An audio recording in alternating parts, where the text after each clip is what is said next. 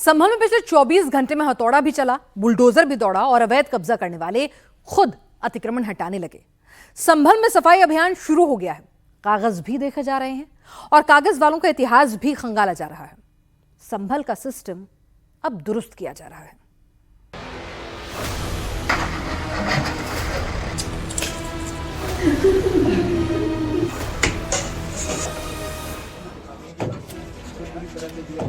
संभल में दनादन हथौड़ा चला तो ईंटें उखड़ने लगी, दीवारें गिरने लगी, बावड़ी की जगह साफ होने लगी।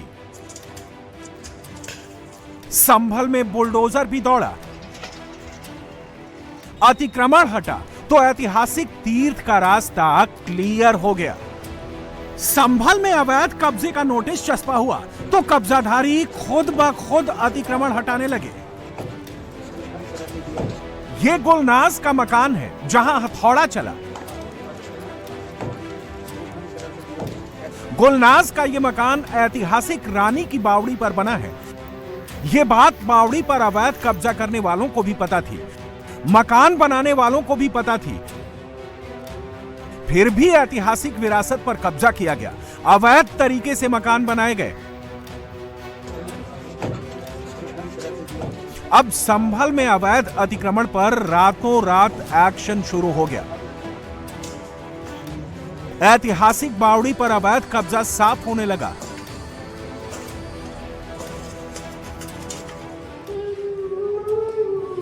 अब मकान गुलनाज का हो या किसी और का, प्राचीन विरासत पर कब्जा करके बनाया गया है तो एक्शन होना तय है।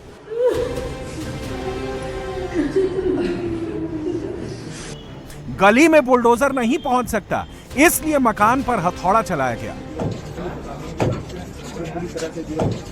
प्रशासन ने एक्शन से पहले बाकायदा नोटिस भी जारी किया।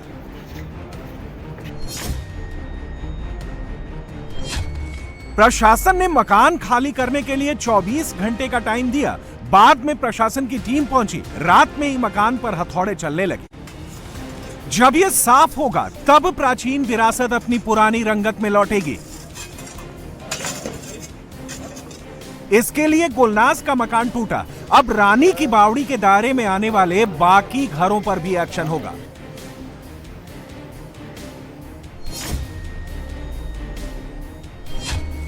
ऐतिहासिक रानी की बावड़ी 400 वर्ग मीटर में बनी है, जबकि बावड़ी के ऊपर केवल 210 वर्ग मीटर की ही जमीन खाली है। बाकी जमीन पर अवैध कब्जा करके करीब 10 मकान बनाए जा चुके हैं। कई मकान दूसरे लोगों को बेचे गए हैं।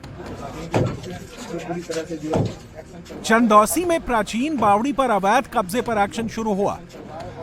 इस दौरान संभल के आला अधिकारी मौके पर मौजूद रहे।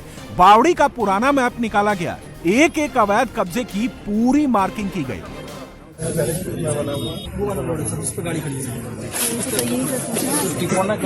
फ्रंट नहीं मिला हमें ना, कोई फ्रंट क्यों नहीं? प्राचीन विरासत से अवैध कब्जों को हटाने की शुरुआत हो गई। सबसे पहले गुलनाज के 2 मंजिला मकान को ध्वस्त किया जा रहा है। इसी मकान के नीचे बावड़ी का बड़ा हिस्सा मौजूद है।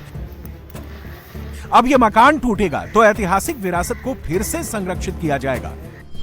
मलबा बहुत भरा हुआ था, तो अत्यधिक भार था इसके ऊपर। तो भविष्य में वर्षा की संभावना की दृष्टिगत इसके ऊपर शेड बनाया जाएगा और पूरी भूमि को चिन्हित करके जो जगह इसकी जद में आ रही है उसका अतिक्रमण भी हम हटवा रहे हैं। हाँ, जिन का इस जलाशय के ऊपर, बावड़ी के ऊपर, ये एक महत्वपूर्ण वाटर कंजर्वेशन का स्थान होता है और ऐसे स्थानों पर किसी प्रकार का कोई निर्माण नहीं कर सकते। संभल में जैसे जैसे पुरानी फाइलें खुल रही हैं, चंदौसी के लक्ष्मणगंज में ऐतिहासिक बावड़ी पर कब्जा करके मकान बनाने, दूसरों को बेचे जाने के गेम का पूरा सच सामने आने लगा है।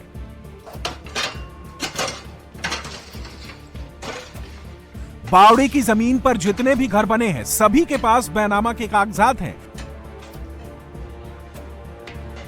ये बैनामा कैसे कराए गए, प्राचीन बावड़ी की जमीन पर रजिस्ट्री कैसे हो गई, इसकी जांच भी शुरू हो चुकी है।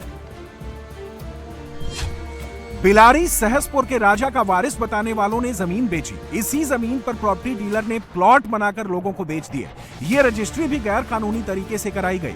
बावड़ी के पास ही 28 बीघा जमीन भी बेचे जाने का पता चला है। बावड़ी की जमीन पर मकान बनाने वालों को नोटिस मिला तो लोगों ने प्रॉपर्टी डीलर पर फ्रॉड करने का आरोप लगाया। साथ ही सरकार से लोगों को मुआवजा देने की भी मांग की। जितना भी अतिक्रमण है वो हटाया जाएगा। ऐतिहासिक धरोहर को जिन्होंने नष्ट करने का प्रयास किया है उन भूमाफियाओं को भी प्रशासन, ये हमारी मांग है, प्रशासन चिन्हित करवाए उन लोगों को जिन्होंने ऐतिहासिक बावड़ी को नष्ट करने का प्रयास किया। और जो लोगों को ज़मीनें बेची हैं उन लोगों से, जो भूमाफिया उन लोगों से इन लोगों का मुआवजा भी दिलवाया जाए जो उनका नुकसान हुआ है। ये हमारी मांग है। रानी की बावड़ी पर अवैध कब्जों पर एक्शन हो रहा है। साथ ही बावड़ी की फिर से खुदाई भी शुरू होने वाली है।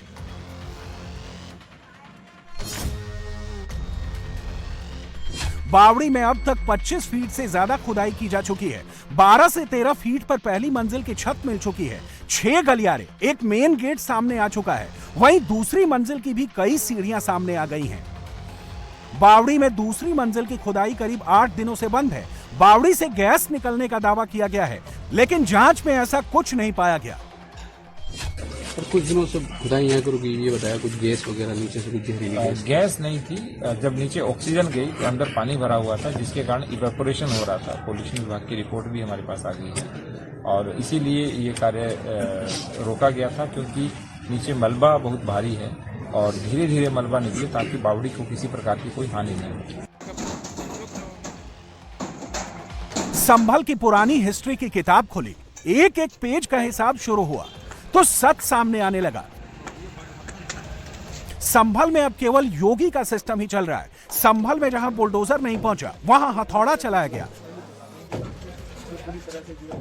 लेकिन चाहे बुलडोजर चले या हथौड़ा, जहां जहां अवैध कब्जा है वहां वहां वैध एक्शन तो होना ही है।